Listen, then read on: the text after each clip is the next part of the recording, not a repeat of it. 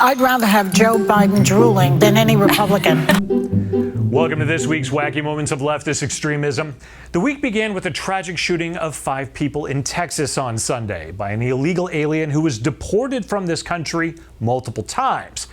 That, of course, was a fact that Good Morning America just couldn't mention. The search for the man authorities say killed 5 people in Cleveland, Texas, north of Houston.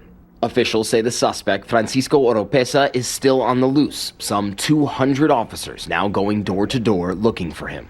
Nothing like so-called news that omits important facts. Even after his capture, ABC and CBS didn't mention that Oropesa was also in the country illegally and had been deported 4 times. This suspect being taken into custody overnight without incident, without violence. Now, sometimes the left's attempts to avoid facts becomes deeply, deeply embarrassing. On Thursday's Morning Joe, well, they were busy discussing the latest non-scandal involving Justice Clarence Thomas, his nephew's boarding school tuition payments, and Thomas's friend Harlan Crow, who hasn't had any cases in front of the Supreme Court. But and then you wonder what is going on. Regardless of those who reflexively defend him, this has been a horrible 2.5 years for Justice Thomas's legacy. And for Republicans who are trying to dismiss this, I can't even begin to imagine what would happen if it were Justice Sotomayor. My Lord. Oh, I can begin to imagine, but I don't have to because Joe just ignores it. That clip was from Thursday morning, and that follows Wednesday's revelation that Justice Sotomayor got over $3.5 million from a book publisher and then ruled on cases involving the book company. But Joe never mentions that. This is again, let's be really clear about this.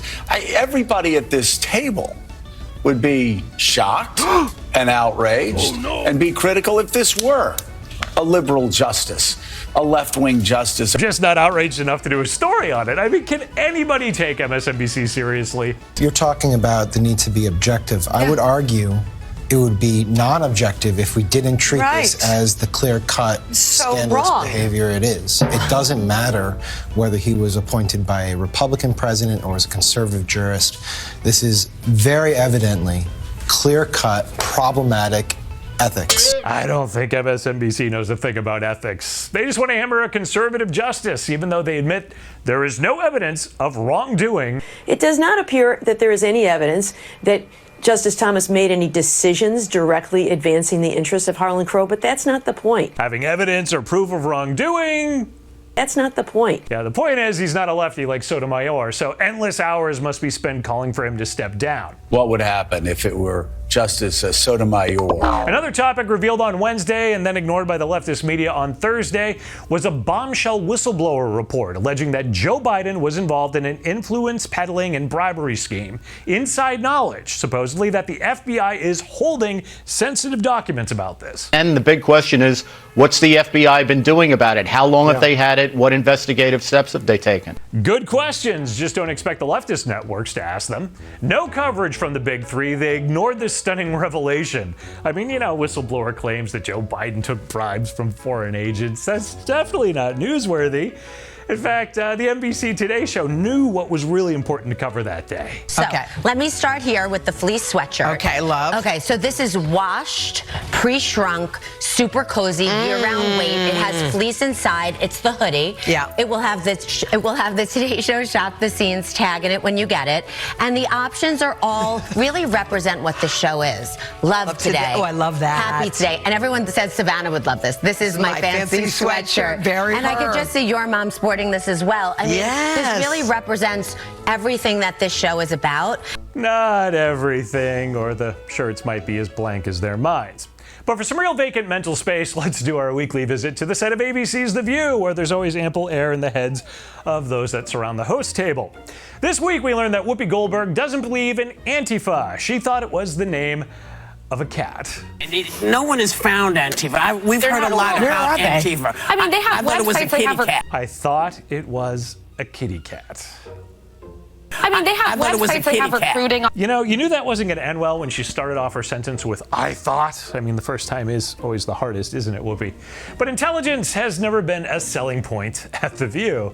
I'd rather have Joe Biden drooling than any Republican. Well, we've got a drooling Biden now, and it was just last week that he couldn't remember all of his grandchildren. I did say 5, you're right.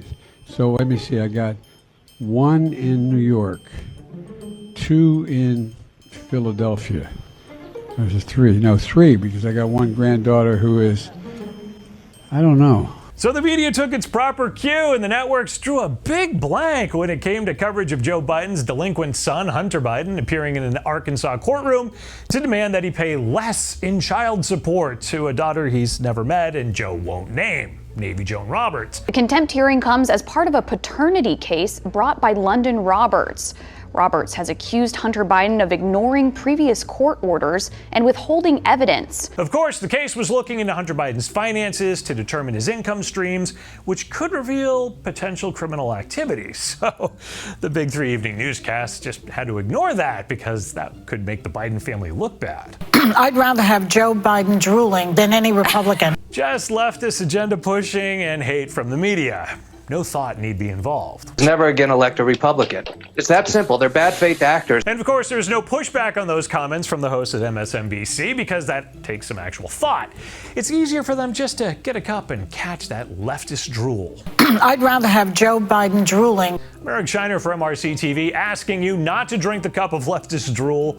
Head over to the MRC homepage, click on the donation button, support videos like this one. Visit MRCTV.org for the latest in videos, entertainment, and information. And please like, share, and subscribe to these videos on the platforms that let you see us. We'll be back next week with another look at leftist media madness.